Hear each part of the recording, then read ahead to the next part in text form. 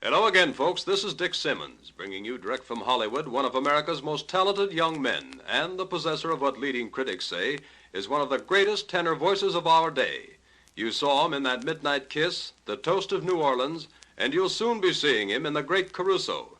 He's the personable and charming Mario Lanza. Mario, it's a pleasure. Hello, and thanks for the nicest introduction a fellow ever had. Oh, I couldn't be more serious, Mario. I honestly believe Enrico Caruso would be proud of you. Well, that we will never know, unfortunately, but what I do know is that being given the opportunity to portray him in The Great Caruso was the greatest thrill of my life. I've heard Caruso was an inspiration to you. He was that and more. In fact, his name was a household word around our place in Philadelphia. We didn't have a lot of money, but when Dad could afford it, he would always buy a new Caruso record for us. We especially loved his Neapolitan folk songs. Didn't you sing along with his records? Yes. Later, when it was thought that I might have a voice, my parents and friends urged me to sing like Caruso. So I would try to sing note for note with the records. Needless to say, it was pretty awful, but I enjoyed it.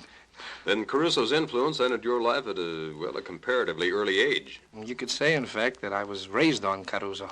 Maybe you know some things about Enrico Caruso that aren't general knowledge. That's possible. Well, tell us, Mario, what impresses you most about Caruso? The man, I mean. Well, the most significant thing about Caruso was his great heart, his warmth and generosity. Well, how was that shown, Mario? Caruso could never turn down a friend or even an enemy in need. His payroll was filled with those who had passed their prime on the opera stage, and he gave these people titles, added them to his staff, until for a while it looked like he was keeping the entire musical world in food and shelter. I understand his home life with his wife, Dorothy, was a particularly happy one. I've heard of very few people that were more devoted. Much of what Dorothy Caruso wrote of her husband has been included by Metro-Goldwyn-Mayer in The Great Caruso. She revealed many interesting sidelights on the man. Can you give us a couple of examples? Well, for one thing, Enrico Caruso had a very humble feeling about his voice. He believed that it had been bestowed upon him by God as a gift which he was to use to give happiness and delight to others. He said that was what his name meant, Caruso, which is Italian for a dear use. Well, that's something I'm sure few of us realized. He rarely spoke of his singing, and when he did, it was in a strangely detached way, as though he were only a medium through which the music passed.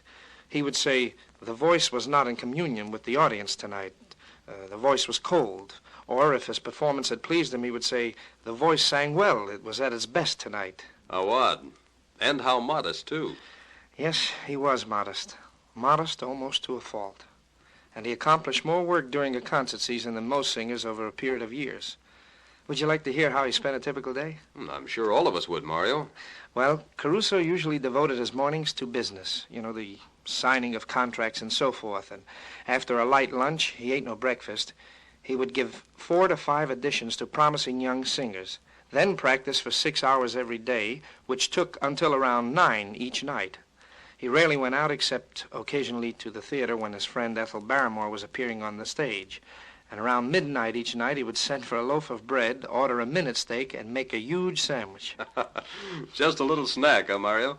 But tell me, who were his best friends? Well, I think Caruso's best friends were the so-called little people, the ones who sat in the uppermost balconies at the opera, and the men and women in the street who couldn't afford tickets. For them, he often sang standing in his carriage after a performance was over.